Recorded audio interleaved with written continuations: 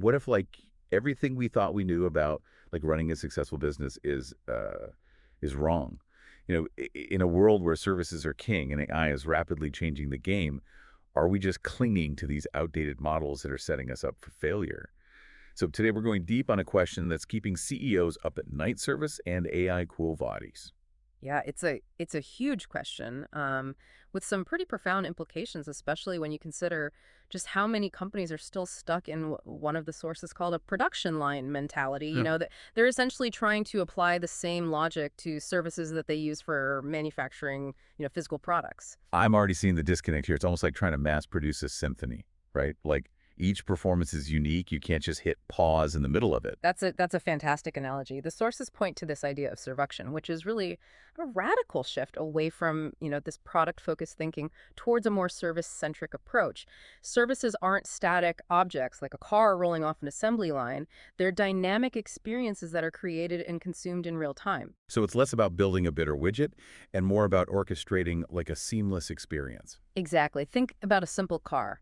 Repair the customer, or what the source material calls the service consumer, wants the benefit of a safely repaired car. This desired outcome is what they call the Nutzeffekt. So it's not just about fixing the car, it's about delivering that peace of mind that comes with knowing your car is safe to drive. Precisely. And this is where AI comes into play. The sources highlight a crucial blind spot in a lot of AI strategies. Instead of focusing on how AI can help the service consumer achieve their desired outcome, many companies are fixated on using AI to benefit the customer who pays. So it's like using AI to optimize the billing process instead of using it to actually improve the service experience itself. Exactly, and that's a massive missed opportunity. The service consumer's Nutzeffekt, that desired outcome that needs to be the guiding star for all AI development. Imagine if a hospital implements an AI diagnostic tool, but instead of just cutting costs, it actually leads to faster, more accurate diagnoses and actually improves patient outcomes. Now that's powerful. So it's not about AI making things cheaper or faster for the company. It's about AI directly improving the user's experience. Precisely, and that brings us to another key point, the role of consulting firms in this new landscape. The sources are pretty skeptical about whether traditional firms are really equipped to guide companies towards the service consumer-centric approach to AI. You're saying they might be part of the problem, not the solution? But aren't there firms out there who are adapting their approach? I mean, how can we tell if a consulting firm really gets this? That's a good question. I think you need to look for firms that are moving away from those one-size-fits-all solutions and those cookie-cutter playbooks. The most effective consulting is going to prioritize deep dives into the specific needs and desires of that service consumer. It's about understanding the nuts effect and then working backwards to design AI solutions that truly deliver. So less about implementing these prepackaged AI solutions and more about developing a tailored strategy that actually aligns with the company's unique service offerings and the desired outcomes of its service consumers. Exactly. And often the most innovative solutions come from the people who are closest to the service consumer, the employees on the ground. They're the ones who see the gaps between what's being offered and what the consumer really desires. The sources had a good example about this, right? Something about a mid-level manager at a retail company. Yes. This manager saw how their company was struggling and realized they needed to shift their focus away from these internal metrics and toward the customer's desired outcome, their nuts effect. And by doing so, they were able to unlock more effective AI-powered solutions. So sometimes the real innovation comes from challenging those assumptions and rethinking the problem from the service consumer's perspective, and that can lead to a more effective use of AI, even without a big consulting firm calling the shots. Precisely. It's about understanding that AI isn't just a tool for automation. It's a tool for enhancing human capabilities and creating these truly valuable experiences for the service consumer. This has been incredibly insightful so far. We've laid out the problem. Companies are still thinking in terms of products when they should be thinking in terms of these service experiences. And we started to explore how this service consumer-centric approach to AI can completely revolutionize the way businesses operate. But what about the potential downsides? Where does this real AI conversation fit in? Well, that's where we're headed next. The potential of AI to revolutionize service is immense. But there are some ethical considerations we need to address to ensure that we're not just creating a faster, more efficient way to deliver subpar experiences. Okay, I can't wait to unpack that in the next part of our deep dive. This is getting really interesting. So welcome back to our deep dive into the world of service and AI. Yeah, picking up where we left off, we've been talking about this need for like a really fundamental shift in thinking, right? Mm. Moving away from this product-centric approach to one that really prioritizes the service consumer and their desired outcome, or as we've been calling it, their Nutzeffekt. Right. And a big part of that shift is figuring out how to use AI in a way that truly enhances those service experiences, right? That's where this idea of real AI comes in. Okay, so we're not talking about some kind of AI that's taking over the world. We're talking about AI that helps us navigate the world in a way that feels, more personalized, more fulfilling. Exactly. Real AI is not about just automating everything for the sake of efficiency or, replacing humans altogether. It's about using AI to augment human capabilities and create more personalized, more meaningful experiences for that service consumer. Okay, I like where this is going, Yeah. but how do we make sure this is being done ethically, responsibly, especially when we're talking about something as personal as a service experience? That's a critical question. I think we need to be very cautious about how we design and deploy these AI systems, ensuring that they're really aligned with our values and that we don't inadvertently create systems that are biased or discriminatory. One of the sources talk about the importance of transparency. Can you elaborate on that a little bit? Absolutely. Transparency is just crucial when it comes to building trust with service consumers. People Hmm. need to understand how AI is being used, what data is being collected, and how it's being used to shape their experiences. And they should absolutely have the ability to opt out or control how their data is used. So it's not just about, building smarter algorithms. It's about designing these systems that really respect the individual and empower them to make informed choices, Yeah. right? What about this idea of personalization? I mean, it sounds great on the surface to have these experiences that are really tailored to my specific needs, but it also kind of makes me think about, privacy and they being manipulated by these algorithms that know me better than I know myself. Yeah, those are valid concerns. I mean, while the goal is to leverage AI to create these seamless and intuitive experiences that feel personalized, the power dynamic shouldn't completely shift, in favor of the business the consumer needs to retain a sense of agency. It's about striking a balance between personalization and privacy, and that's where those ethical considerations really come into play. Right. So real AI is about using AI to empower people, not control them.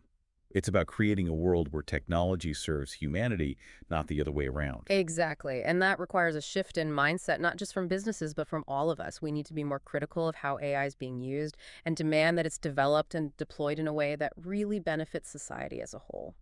This whole conversation is making me realize just how much we take for granted when it comes to service experiences. Mm. We're just so used to things being transactional, impersonal, often frustrating. But what if AI could help us create a world where services are truly human-centered, where they actually anticipate our needs and enhance our lives in these really meaningful ways? That's the potential we're talking about, and it's not just about making things more convenient or efficient. It's about creating experiences that are more joyful, more fulfilling, and ultimately more human. Okay, I'm on board with this vision, but let's be realistic here. We're a long way from that ideal world. Hmm. How do we bridge the gap between where we are now and this future of real AI-driven service experiences? Hmm. What are some practical steps businesses need to take to make this happen? Well, the sources point to three key areas where we need to see a shift: how we measure success, how we design services, and how we structure our teams. Okay, let's break that down, starting with how we measure success. Right now, a lot of businesses are still fixated on these traditional metrics like efficiency and cost savings. But in a service-driven world, success should be measured by the value that's delivered to that service consumer, the nuts effect. So it's not about how quickly we can process a transaction.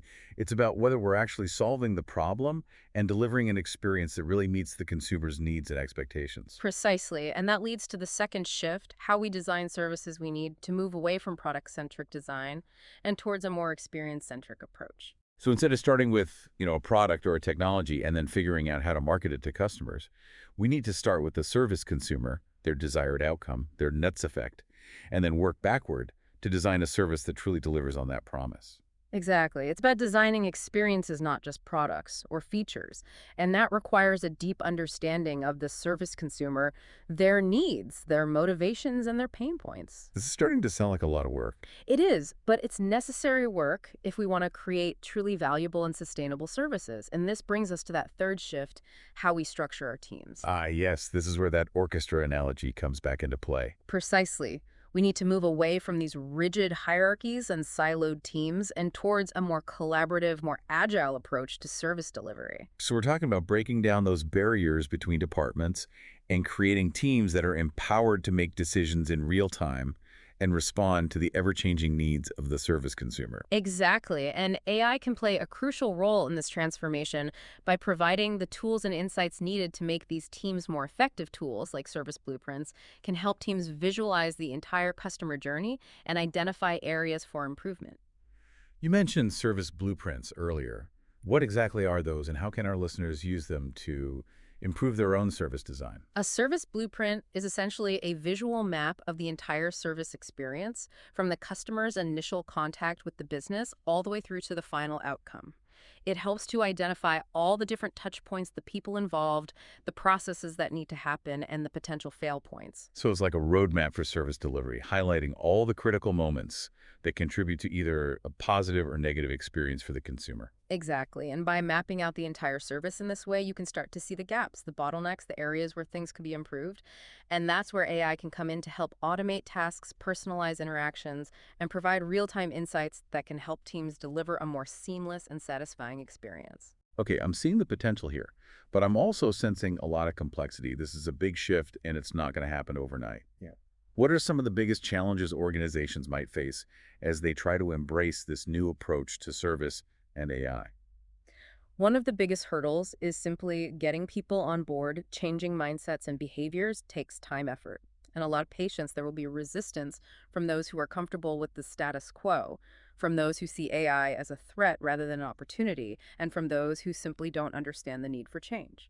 So it's not just about implementing new technologies, it's about changing hearts and minds. Exactly. And that requires strong leadership, clear communication, and a willingness to experiment and learn from mistakes. Another challenge, I think, is finding the right talent, right? We're talking about a whole new breed of AI professional, someone who understands the technology, but also has a deep empathy for that service consumer and can translate those insights into meaningful solutions. Yeah, you hit the nail on the head. It's no longer enough to just have technical expertise. We need people who can think holistically about service experiences, who can bridge the gap between technology and human interaction, and who can really champion this service consumer-centric approach within their organizations. We've talked about the challenges, but what about the opportunities? Yeah. What's the upside of getting this right? What does success actually look like in this new world of service and AI? Well, the opportunities are truly limitless. Imagine a world where technology seamlessly integrates into our lives, anticipating our needs, enhancing our capabilities, and helping us achieve our goals.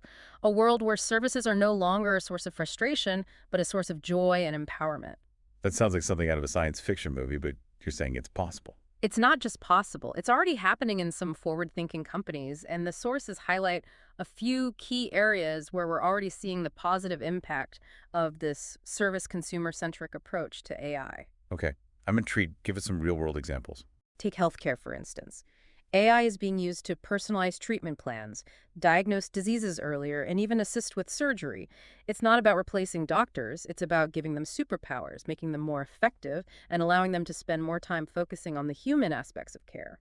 So AI is being used to enhance human capabilities and improve patient outcomes. Exactly. And in the field of education, AI is being used to create personalized learning experiences, provide real-time feedback, and make education more accessible to people all over the world. It's about tailoring education to individual needs and learning styles, not using a one-size-fits-all approach that leaves so many learners behind. And what about the business world? We've already talked about the need for that service consumer-centric approach. Yeah. But how is AI being used to actually deliver on that promise?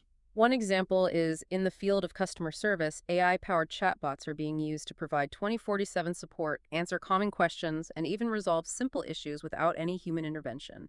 And this frees up human agents to focus on those more complex and nuanced interactions where empathy and creativity are essential. So it's not about replacing human interaction altogether. It's about using AI to enhance the human touch and make those interactions more meaningful and more impactful. Precisely. And The list goes on. AI is being used to develop self-driving cars, create smarter cities, and even address climate change. It's a powerful tool that has the potential to solve some of humanity's biggest problems, but only if we use it wisely and ethically. Okay, I'm starting to see the bigger picture here. It's not just about technology, it's about a fundamental shift in how we think about service. Mm-hmm. About the relationship between businesses and consumers, and about the role of AI in shaping that relationship. Exactly. And it's a conversation that needs to happen at all levels, from the boardroom to the classroom to the dinner table. We need to be talking about the potential of AI, the risks, the ethical considerations, and the role we all play in shaping its future. We've covered a lot of ground in this part of our deep dive. We've explored the concept of real AI and its potential to really revolutionize service experiences. We've talked about those practical steps businesses can take to make this vision a reality. And we've touched on those broader societal implications of this technological revolution. But before we move on to the final part of our deep dive, I want to bring it back down to the individual level. What can we do as individuals to prepare for this AI-powered future? That's a great question, and one that we'll delve into a little bit more deeply in the final part. But for now, I would say the most important thing is to stay informed and engaged. Read about AI, talk to experts, and don't be afraid to ask questions. So don't just be a passive observer. Be an active participant in shaping this future. Exactly. The future of AI is not predetermined. hmm It's up to us to shape it in a way that benefits humanity. Okay, I'm ready to explore that further. Let's take a quick break and then we'll dive into the final part of our discussion. So we've been talking about this incredible shift in how businesses need to operate, moving away from this product-focused mindset to one that puts the service consumer front and center.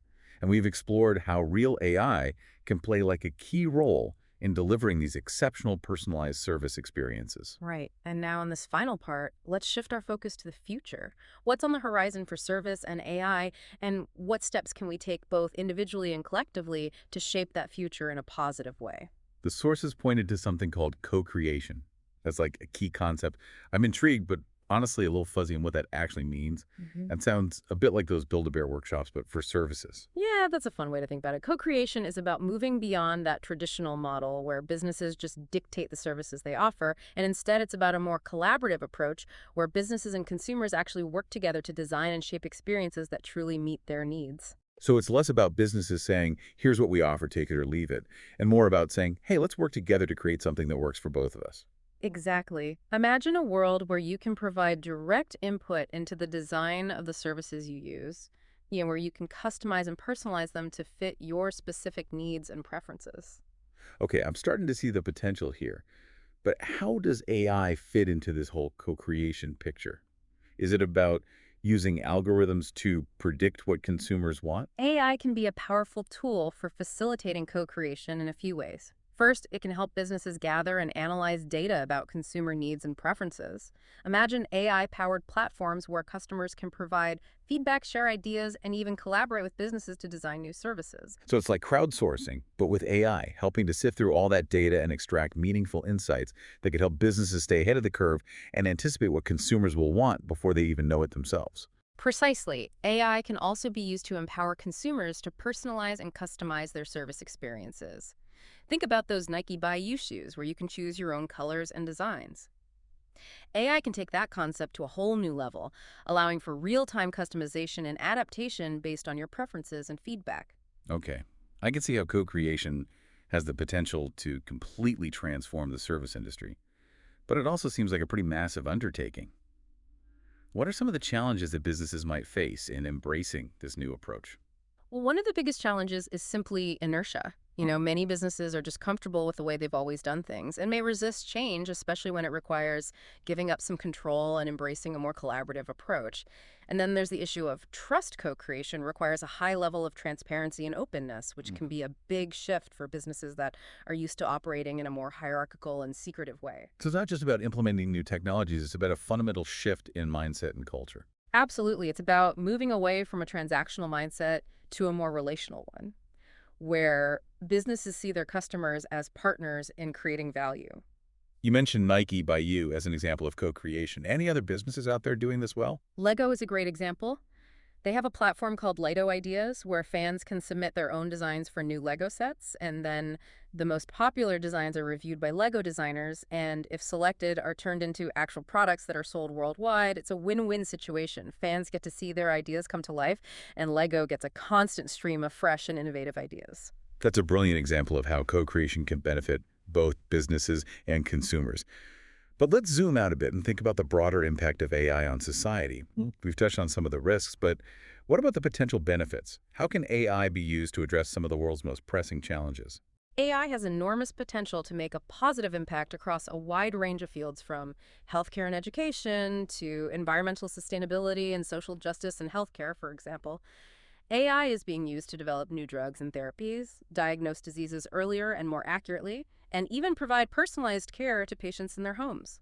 So AI isn't just about making things faster or more efficient. It's about improving lives, making us healthier and helping us live longer, more fulfilling lives. Precisely. And in the field of education, AI can be used to create personalized learning experiences that cater to individual needs and learning styles. It can make education more accessible to people in underserved communities, and it can help us develop the skills we need to thrive in a rapidly changing world. That's powerful AI as a tool for democratizing education and empowering individuals to reach their full potential. And then there's the potential of AI to help us address some of our most pressing environmental challenges. AI is being used to optimize energy consumption, develop renewable energy sources, monitor deforestation patterns, and even predict and mitigate the effects of climate change. Okay, I'm seeing the potential here. AI is not just a tool for business, it's a tool for good. But as we've discussed, technology is only part of the equation. We also need the wisdom, the foresight, and the ethical framework to use it wisely and responsibly. You're absolutely right, and that's why it's so important to have these conversations, to think critically about the implications of AI and to ensure that its development is guided by human values. We've talked a lot about what businesses and policymakers can do, but what about us as individuals? Yeah. What can we do to prepare for this AI-powered future and ensure that it's a future we want to live in? Well, the most important thing is to stay informed, engaged, read about AI, attend conferences, talk to experts, and don't be afraid to ask questions. Don't just be a passive observer, be an active participant in shaping this future. Exactly, and be mindful of your own data and how it's being used. Read privacy policies, adjust your settings, and be selective about what information you share online. So be an informed consumer, a critical thinker, and an advocate for your own privacy and autonomy. Precisely, and finally, be vocal about your values. Speak up when you see AI being used in ways that are harmful or unethical. Advocate for policies that promote responsible AI development and use. So be an active citizen engaged in the conversation about AI and its impact on society. The future of AI is not predetermined. It's up to us to shape it. This has been an incredible journey, and I feel like my brain is buzzing with new ideas and possibilities. We've covered a lot of ground in this deep dive, from the nuts and bolts of Servuktion to the transformative potential of real AI and co-creation. And while we've only just scratched the surface of this vast and complex topic, I think we've laid a solid foundation for understanding the key challenges and opportunities that lie ahead. I agree. And if there's one thing I hope our listeners take away from this conversation, it's this: the future of service in AI is not something that's happening to us, it's something we're creating together. So let's be mindful, let's be intentional, and let's make sure we're building a future where technology enhances our humanity, not diminishes it. Thanks for joining us on this deep dive. And until next time, keep exploring, keep questioning, and keep pushing the boundaries of what's possible.